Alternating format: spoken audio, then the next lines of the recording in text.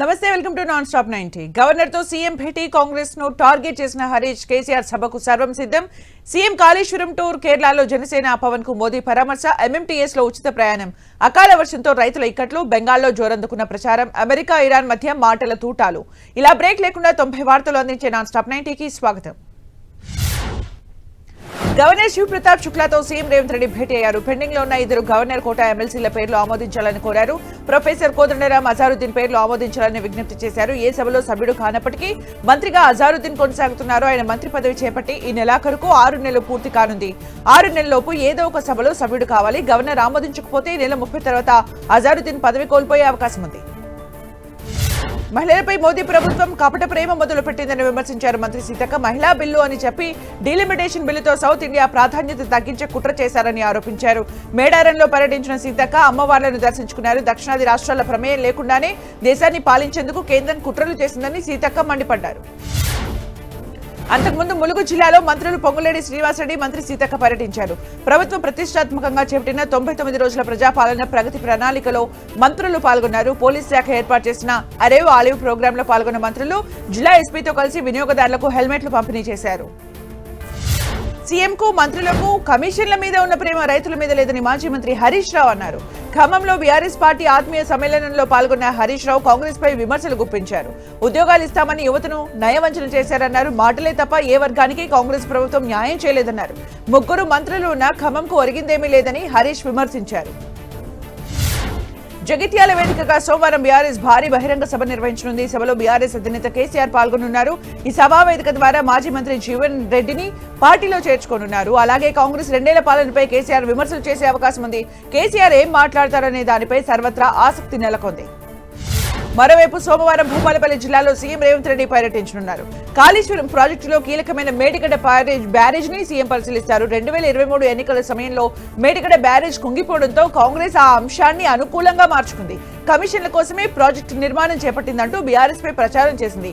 సోమవారం సీఎం రేవంత్ రెడ్డి కాటారం మండలం నస్తూర్పల్లి బహిరంగ సభలో ప్రసంగిస్తారు.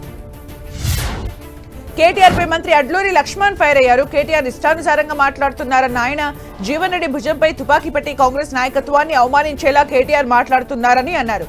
జగిత్యాలలో జరిగేది జీవన్ రెడ్డి చేరిక సభనా, బీఆర్ఎస్ ను బతికించుకునే సభనా అని అడ్లూరి ప్రశ్నించారు. సీఎం రేవంత్ రెడ్డిపై మాజీ మంత్రి జీవన్ రెడ్డి ఫైర్ అయ్యారు. ఇచ్చిన హామీలను కాంగ్రెస్ విస్మరించిందని ఆరోపించారు. రాష్ట్రానికి కేసీఆర్ నాయకత్వం అవసరమైన జీవన్ రెడ్డి సోమవారం బీఆర్ఎస్ లో చేరబోతున్నట్లు ప్రకటించారు. తెలంగాణలో బీఆర్ఎస్ మళ్లీ అధికారంలోకి వస్తుందని చెప్పారు. రేవంత్ పోవాలి, కేసీఆర్ రావాలన్నారు జీవన్ రెడ్డి. కేటీఆర్ పై Jagtial MLA Sanjay Kumar hot comment చేశారు. కేటీఆర్ తనను క్రాస్ బ్రీడ్ అన్నారన్న సంజయ్ కుమార్ బీఆర్ఎస్ లోకి ఎంతో మందిని చేర్చుకున్నారు, మీరే అసలైన క్రాస్ బ్రీడ్ అంటూ కామెంట్ చేశారు. కేటీఆర్ దగ్గర అహంకారం, అక్రమ సంపాదన ఉందన్న సంజయ్ తన దగ్గర మంచితనం ఉందన్నారు. 2.5 ఏళ్లలో రైతు బంధు ఏమైందని మాజీ మంత్రి హరీష్ రావు ప్రశ్నించారు. నాగార్జున సాగర్ గుర్రంపోడులో బీఆర్ఎస్ కార్యకర్తల సమావేశంలో పాల్గొన్న ఆయన రైతు బంధుకు కాంగ్రెస్ రామ్ చెప్పిందన్నారు. ధాన్యం కొనుగోలు కేంద్రాల్లో రైతులకు అన్యాయం జరుగుతోందని, తరుగు పేరుతో రైతులను దోచుకుంటున్నారని హరీష్ రావు మండిపడ్డారు. కేసీఆర్ బయటకు రావట్లేదని, అసెంబ్లీకి రాలేదని పదే మాట్లాడేవారు. ఇప్పుడు ఆయన బయటకు వస్తే ఎందుకు భయపడుతున్నారని మాజీ మంత్రి తలసాని శ్రీనివాస్ యాదవ్ ప్రశ్నించారు. రైతు బంధు వేస్తామని చెబుతోన్న ప్రభుత్వం మేడిగడ్డ విజిట్ చేస్తామంటున్నారని చెప్పారు. 2.5 ఏళ్లలో ప్రభుత్వం రాష్ట్రాన్ని అభివృద్ధి చేయలేదని, వారు ఆత్మ పరిశీలన చేసుకోవాలని తలసాని శ్రీనివాస్ యాదవ్ అన్నారు. ఖమ్మం జెడ్పీ మాజీ చైర్మన్ చందా లింగయ్య దొర భేటీ అయ్యారు. ఆల్ ఇండియా ఆదివాసీ కాన్స్టిట్యూషనల్ రైట్స్ జేఏసీ నాయకులతో సమావేశమైన కవిత జనగణనలో ఆదివాసుల మద్దతు చెప్పుకునేందుకు ప్రత్యేక కాలం ఏర్పాటు చేయాలని డిమాండ్ చేశారు. ఆదివాసుల హక్కుల పరిరక్షణ కోసం పాటుపడతామని కవిత హామీ ఇచ్చారు. మహిళా రిజర్వేషన్ బిల్లుకు కాంగ్రెస్ వ్యతిరేకం కాదన్నారు భువనగిరి ఎంపీ చామల కిరణ్ కుమార్ రెడ్డి. తమిళనాడులో ప్రధాని మోదీ కామెంట్స్ పై స్పందించిన ఆయన కాంగ్రెస్ పార్టీ కేవలం డీలిమిటేషన్ కు మాత్రమే వ్యతిరేకమని స్పష్టం చేశారు. 2023లోనే మహిళా రిజర్వేషన్ బిల్లుకు ఆమోదం లభించిందని, కానీ 2024 ఎన్నికల్లో ఎందుకు అమలు చేయలేదని ప్రశ్నించారు. తెలంగాణ ఏర్పాటును భారత్ పాక్ విభజనతో పోల్చి రాజకీయ దుమారం రేపిన కర్ణాటక బీజేపీ ఎంపీ తేజస్వి సూర్య మరోసారి హాట్ కామెంట్ చేశారు. లోక్సభలో తాను చేసిన కామెంట్స్ కు వివరణ ఇస్తూ కాంగ్రెస్ నిరక్షరాస్యుల పార్టీ అంటూ ఘాటు వ్యాఖ్యలు చేశారు. తాను మాట్లాడిన సింపుల్ పదాలని కూడా అర్థం చేసుకోలేదంటూ విమర్శించారు. వీలైతే తాను అన్న మాటల్ని మరోసారి వినాలని కాంగ్రెస్ నేతలకు సూచించారు. లోక్సభలో బీజేపీ ఎంపీ తేజస్వి సూర్య చేసిన వ్యాఖ్యలపై కేంద్ర మంత్రి శోభా కరంద్లాజే స్పందించారు. తేజస్వి సూర్య మనసులో ఎలాంటి దురుద్దేశం లేదన్న ఆమె ఏపీ తెలంగాణ విభజనపై మాట్లాడుతున్నప్పుడు మాట దొర్లిందని అన్నారు. తేజస్వి సూర్య తరపున తాను క్షమాపణ చెప్తున్నానని చెప్పిన కేంద్ర మంత్రి శోభా తెలంగాణ ప్రజలు బాధపడి ఉంటే క్షమించాలని కోరారు. జలధార జలహారతి కార్యక్రమంపై సీఎం చంద్రబాబు టెలికాన్ఫరెన్స్ నిర్వహించారు. క్షేత్రస్థాయిలో జలధార జలహారతి పనుల్ని అధికారులు సీఎంకు వివరించారు. జలధార ప్రాజెక్టుకు అన్నమయ్య జిల్లా కలెక్టర్ను నోడల్ అధికారిగా సీఎం నియమించారు. భూగర్భ జలాలు పెరిగితే విద్యుత్ భారం తగ్గుతుందన్నారు. విద్యుత్ భారం తగ్గితే ఆ నిధుల్ని ఇతర కార్యక్రమాలకు వాడొచ్చని చెప్పారు. ఏపీ సీఎం చంద్రబాబు సోమవారం తమిళనాడులో పర్యటించబోతున్నారు. ఎన్డీఏ కూటమి తరపున ఎన్నికల ప్రచారంలో పాల్గొంటారు. సీఎం చంద్రబాబు 2 రోజుల పర్యటనలో భాగంగా కోయంబత్తూరు, హోసూర్, చెన్నై, ఆవడిలో చంద్రబాబు క్యాంపెయిన్ ఉంటుంది. మొదటి రోజు ఆవడిలో రోడ్ షో, హోసూర్ బహిరంగ సభలో పాల్గొంటారు. 2వ రోజు మదురై, సాత్తూరులో ఎన్నికల ప్రచారం నిర్వహిస్తారు. జనసేన పార్టీ రాష్ట్రాలు దాడి విస్తరిస్తోంది. పార్టీ అధినేత పవన్ కళ్యాణ్ ఆశయాలు, జనసేన సిద్ధాంతాలు, విలువలతో కూడిన రాజకీయాలపై విశ్వాసం వ్యక్తం చేస్తూ కేరళం రాష్ట్రానికి చెందిన పలువురు జనసేన పార్టీలో చేరారు. తిరువనంతపురంలో జనసేన ఎమ్మెల్సీ నాగబాబు సమక్షంలో దాదాపు 200 మంది కార్యకర్తలు కండువా కప్పుకున్నారు.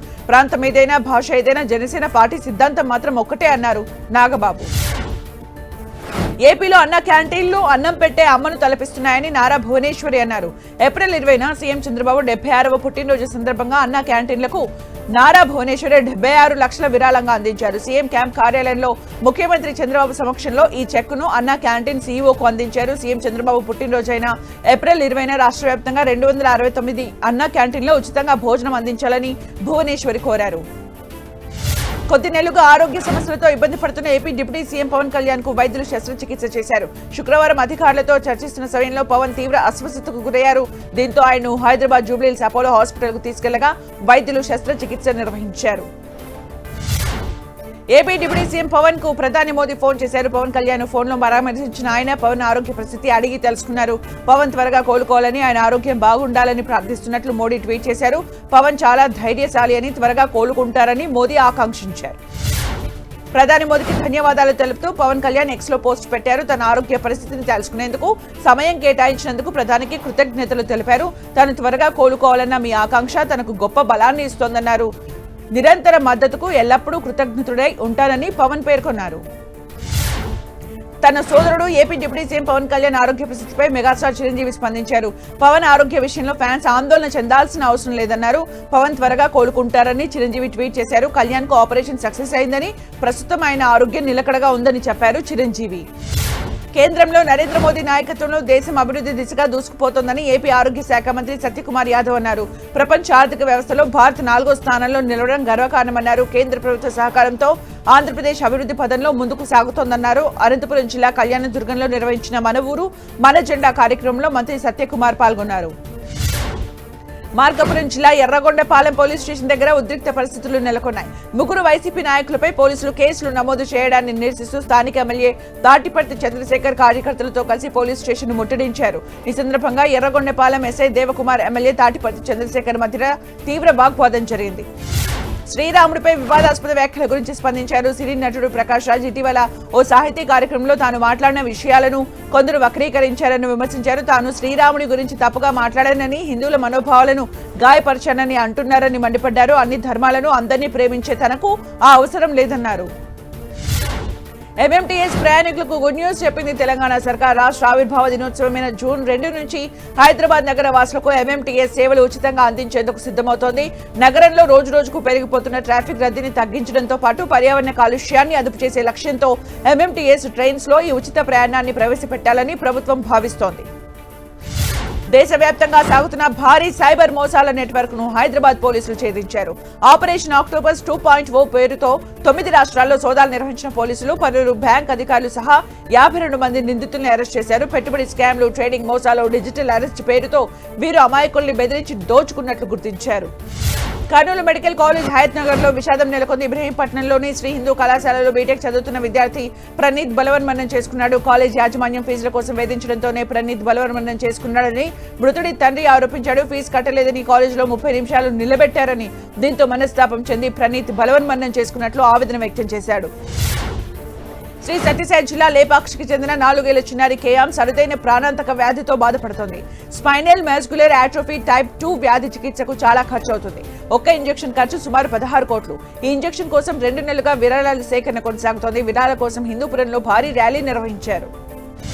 కొమరం భీం ఆసిఫాబాద్ జిల్లా సిర్పూర్ టీ మండల కేంద్రంలో శిథిలావస్థకు చెందిన 50 ఏళ్ల నాటి పాత వాటర్ ట్యాంకును అధికారులు నేలమట్టం చేశారు. ఎప్పుడైనా కూలిపోయే ప్రమాదం ఉండటంతో ముందస్తు జాగ్రత్తగా ఈ చర్యలు చేపట్టారు. 3.5 లక్షల నీటి సామర్థ్యం కలిగిన ఈ వాటర్ ట్యాంక్ గ్రామంలో ఎంతో ఉపయోగంగా ఉండేది. కానీ శిథిలావస్థకు చేరడంతో వాటర్ ట్యాంక్ పిల్లర్స్ ను డ్రిల్లింగ్ తో కట్ చేసి కూల్చివేశారు.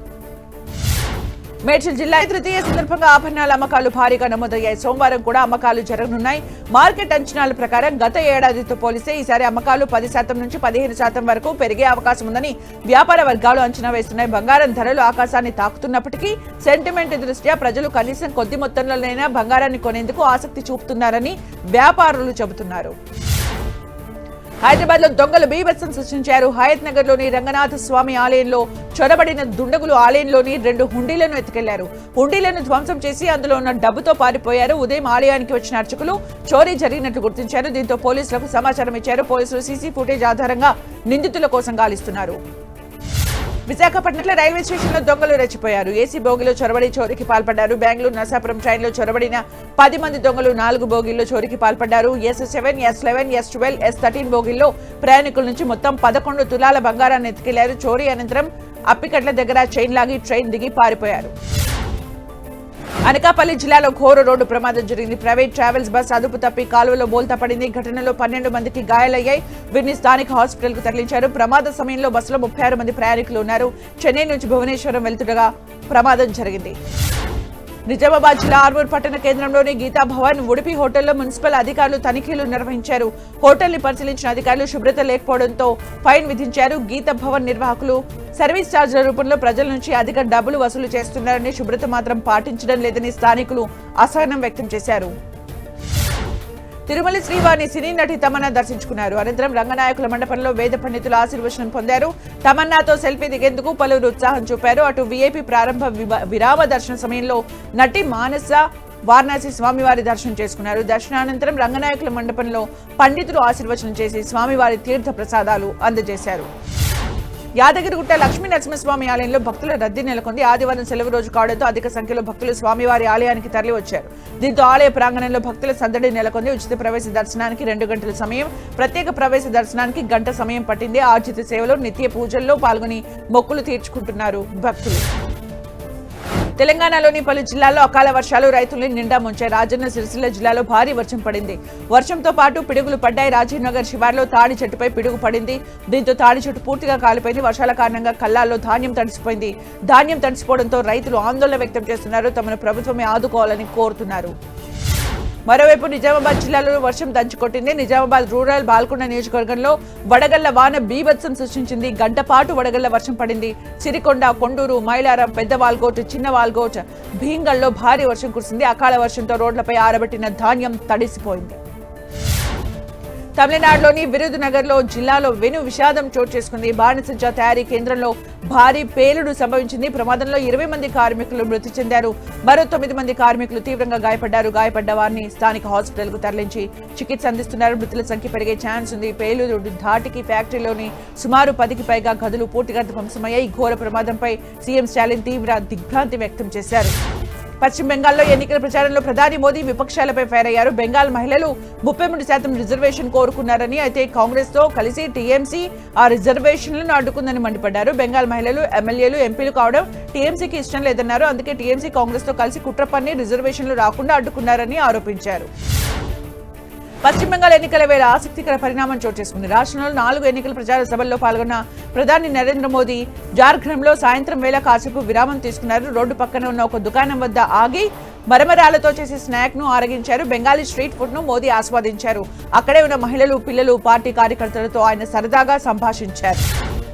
మహిళా రిజర్వేషన్ బిల్లు విషయంలో ప్రధాని నరేంద్ర మోదీ దేశ ప్రజల్ని తప్పుదోవ పట్టించడం దురదృష్టకరమని పశ్చిమ బెంగాల్ సీఎం మమతా బెనర్జీ అన్నారు. స్త్రీలను అడ్డుపెట్టుకుని నియోజకవర్గాల పునర్విభజన ప్రక్రియను ముందుకు తీసుకెళ్లడానికి కేంద్ర ప్రభుత్వం కుట్ర పన్నిందని ఆరోపించారు. అందువల్లే వారి కుతంత్రాలను ప్రతిపక్షాలు కలిసికట్టుగా తిప్పికొట్టాయని అన్నారు. ఈ నిర్ణయంతో ప్రధాని మోదీ పతనం పార్లమెంట్లోనే మొదలైందన్నారు Mamata. Kolkata deputy police commissioner Santan Sinha Biswas ఇంటిపై ఎన్ఫోర్స్మెంట్ అధికారులు దాడులు చేపట్టారు. ఆయనతో పాటు మరికొందరికి చెందిన ఆస్తులపై కూడా దాడులు చేశారు. మనీ లాండరింగ్ కేసుకు సంబంధించి సోదాలు జరిగినట్లు అధికారులు తెలిపారు. క్రిమినల్ విశ్వజిత్ పొద్దార్ కు సంబంధించిన కేసు విచారణలో భాగంగా ఈ దాడులు జరిగాయి. తనిఖీల్లో 1.47 కోట్ల నగదు, 67.64 లక్షల విలువైన బంగారు, వెండి ఆభరణాలు స్వాధీనం చేసుకున్నారు. తమిళనాడు ఎన్నికల ప్రచారంలో సీఎం స్టాలిన్ దూకుడు పెంచారు. అన్నా అరివాలయంలో జరిగిన పార్టీ ముఖ్య నేతల సమావేశంలో ద్రావిడన్ మోడల్ 2.0 కింద రూపొందించిన చెన్నై సూపర్ 6 ప్రత్యేక మేనిఫెస్టోను విడుదల చేశారు. కేవలం హామీలకే పరిమితం కాకుండా గడువులతో కూడిన అభివృద్ధి మ్యాప్ ను సిద్ధం చేశారు. చెన్నై నగరాన్ని సాంకేతికత, సంస్కృతి, సౌకర్యాలకు కేర్ ఆఫ్ అడ్రస్ గా మార్చేందుకు 6 ప్రధాన అంశాలను డీఎంకే ఎంచుకుంది. తమిళనాడు అసెంబ్లీ ఎన్నికల ప్రచారంలో బీజేపీ దూకుడు పెంచింది. కేంద్ర హోంమంత్రి అమిత్ షా 2 రోజుల పాటు ఇక్కడే ప్రచారం చేయనున్నారు. ఈరోడ్ జిల్లాలోని మొడక్కరిచ్చి ఆ నియోజకవర్గంలో అమిత్ షా ప్రచారం నిర్వహించారు. విపక్షాల తీరును ఎండగట్టారు. డీఎంకే ప్రభుత్వంపై విమర్శలు గుప్పించారు కేంద్ర రక్షణ శాఖ మంత్రి రాజ్నాథ్ సింగ్. తమిళనాడులోని టెంకాజీలో ఏర్పాటు చేసిన ఎన్నికల ప్రచారంలో రాజ్నాథ్ సింగ్ మాట్లాడారు. డీఎంకే ప్రభుత్వం కారణంగా కేంద్ర ప్రభుత్వం ద్వారా పొందే ప్రయోజనాలను తమిళనాడు ప్రజలు పొందలేకపోతున్నారని రాజ్నాథ్ సింగ్ అన్నారు.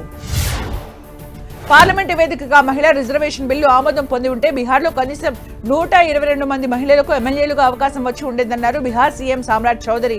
విపక్షాల వల్ల ఆ బిల్లు ఆమోదం పొందకపోవడం దురదృష్టకరమన్నారు. పాట్నాలో ఏర్పాటు చేసిన విలేకరుల సమావేశంలో ఆయన ఈ వ్యాఖ్యలు చేశారు.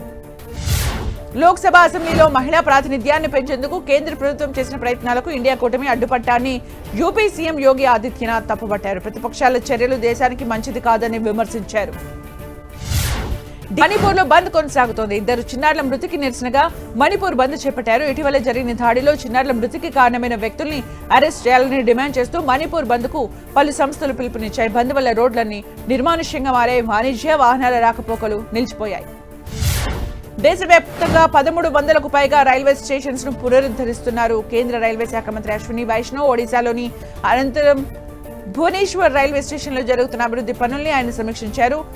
అనంతరం రైల్వే ప్రయాణికులతో ఆయన మాట్లాడారు. చార్ధామ్ యాత్ర ప్రారంభమైంది. అక్షయ తృతీయ పర్వదినం సందర్భంగా యమునోత్రి, గంగోత్రి క్షేత్రాల ద్వారాలు తెరుచుకోవడంతో ఈ యాత్ర మొదలైంది. ఏప్రిల్ 22న కేదార్నాథ్, 23న బద్రీనాథ్ ఆలయ దర్శనాలు ప్రారంభమవుతాయి. సంప్రదాయం ప్రకారం ఈ యాత్ర పడమర నుంచి తూర్పుకు సాగాలి. అంటే యమునోత్రితో మొదలై బద్రీనాథ్తో ముగుస్తుంది. ఉత్తరాఖండ్ లోని కేదార్నాథ్ ధామ్ యాత్రకు వెళ్లే భక్తులకు గుడ్ న్యూస్. కేదార్నాథ్ లోయలో హెలికాప్టర్ సేవల కోసం అన్ని ఏర్పాట్లు పూర్తయ్యాయి. ఈ నెల 22 నుంచి ఈ హెలికాప్టర్ సేవలు అధికారికంగా ప్రారంభం కానున్నాయి. అక్షయ తృతీయ సందర్భంగా ఉత్తరప్రదేశ్ లోని అయోధ్య శ్రీరాముని ఆలయం భక్తులతో కిటకిటలాడుతోంది. రామ్లల్లా దర్శనం కోసం భక్తులు పెద్ద ఎత్తున బారులు తీరారు. అనంతరం ఆలయంలో ప్రత్యేక పూజలు చేశారు. భక్తుల రద్దీతో అధికారులు ప్రత్యేక ఏర్పాటు చేశారు. రష్యా భారత దౌత్య సంబంధాల స్థాపన వార్షికోత్సవాన్ని పురస్కరించుకుని ఢిల్లీలో సైక్లింగ్ ర్యాలీ నిర్వహించారు. ఈ ర్యాలీలో పలువురు ఉత్సాహంగా పాల్గొని సైక్లింగ్ చేశారు. న్యూఢిల్లీలో ఉన్న రష్యా ఎంబసీ ర్యాలీని నిర్వహించింది.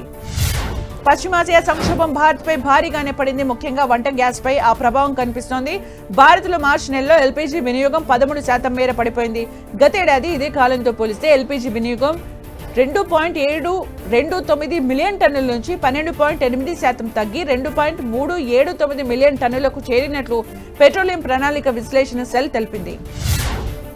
4 మంది బలవన్మరణాలకు తానే కారకుడినని కెనడాకు చెందిన ఓ వ్యక్తి నేరాన్ని అంగీకరించాడు. బలవన్మరణాలు చేసుకోవాలనుకునే వారికి తాను ప్రాణాంతకమైన సోడియం నైట్రేట్ పదార్థం ఉన్న ప్యాకెట్లను విక్రయించినట్లు చెప్పాడు.